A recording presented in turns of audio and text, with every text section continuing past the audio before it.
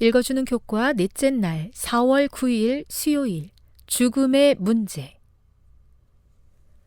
창조주로부터 분리된 세상에서 살아가는 것의 가장 참혹한 점은 모든 삶의 뒷면에 도사리고 있는 죽음이 어느 순간이든 치고 들어올 준비가 되어 있다는 점이다. 죽음은 우주의 유일한 생명의 근원인 창조주로부터 단절된 우리가 지불해야 하는 형벌, 죄의 삭시다. 따라서 그 죽음의 현실과 그보다 더 중요한 해결책을 찾는 것은 성경 예언에서 중요한 부분이다. 그 해결책은 오직 예수님과 그분의 죽음과 부활에서만 찾을 수 있다.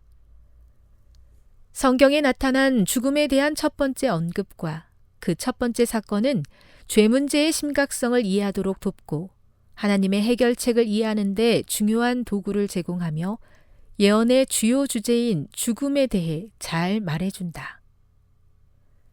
창세기 2장 15에서 17절, 창세기 4장 8에서 15절, 고린도전서 15장 15에서 19절, 요한계시록 1장 18절을 읽어보라. 이 구절은 죽음에 대해 처음 언급한 죽음의 사건을 포함하여 사람이 왜 죽는지, 하나님께서 죽음을 어떻게 보시는지, 그리고 우리의 문제에 대한 그분의 해결책이 무엇인지에 대해 무엇을 말해주는가. 사람들은 종종 죽음도 삶의 일부일 뿐이라고 말하지만 그것은 거짓말이다. 죽음은 삶과 반대이며 삶을 파괴하는 것이다. 죽음은 이 땅에서 우리가 경험할 필요가 없었던 의도치 않은 외부의 침입자이다. 죽음이 우리에게 매우 익숙한 것임에도 불구하고 인류는 여전히 죽음에는 근본적인 문제가 있다는 것을 집단적으로 깨닫고 있는 것처럼 죽음에 직면할 때면 우리의 마음은 그것에 여전히 강하게 저항한다. 모든 죽음이 고통스럽지만 아이의 죽음과 같이 다른 죽음보다 더 비극적으로 느껴지는 경우도 있다. 대부분의 경우에 우리는 부모가 자녀보다 먼저 죽음을 맞이할 것으로 여기며 이를 당연한 만물의 순리처럼 받아들인다.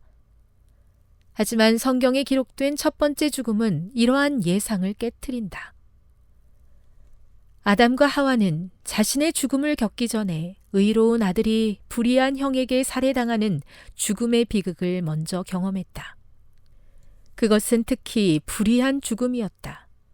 아벨이 그러했던 것처럼 불의한 자에게 죽임당하신 의로우신 예수님을 생각해보라. 그리스도의 죽음보다 더 불공정한 죽음이 있을 수 있겠는가? 아벨의 죽음과 그리스도의 십자가 죽음 사이에 또 어떤 유사점을 찾을 수 있겠는가? 아벨의 죽음의 본질은 예수께서 왜 사망과 음부의 열쇠를 가지고 계신지, 그리고 하나님께서 그분 안에서 우리에게 무엇을 주시는지 이해하는데 어떻게 도움이 되는가? 교훈입니다. 죽음은 당연한 순리가 아니며 생명이신 창조주에게서 단절된 고통스러운 대가이다. 죄에 빠진 인류가 당면한 죽음과 그 해결책은 예언의 중요한 초점이다. 묵상. 죽음의 문제가 해결되지 않으면 우리의 삶이 궁극적으로 쓸모없고 무의미하며 헛된 이유는 무엇입니까? 적용. 죽음의 문제를 풀기 위해 예수님께서 우리를 위해 행하신 일에 대해 우리가 어떻게 감사해야 하겠습니까? 영감의 교훈입니다. 희생제물은 하나님의 아들. 하나님께서 제정하신 이 희생제물은 아담에게 그의 죄를 항상 기억나게 하고 또한 자기의 죄를 뉘우치며 이를 시인하게 할 것이었다.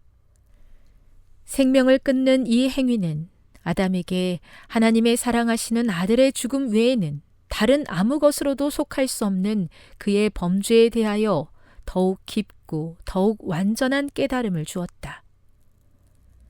죄인을 구원하시기 위해 이러한 속량물을 주신 무한하신 인자와 비할 데 없는 사랑에 대하여 아담은 경탄하지 않을 수 없었다. 살아남는 이들 50.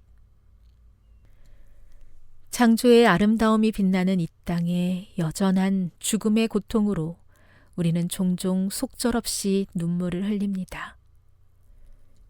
여기저기서 하나씩 쓰러지는 별들과 꽃들이 가슴에 묻히고 어느새 문 앞에 서름이 기웃거릴 때 주님이여 빛 되시고 참 소망이 되옵소서.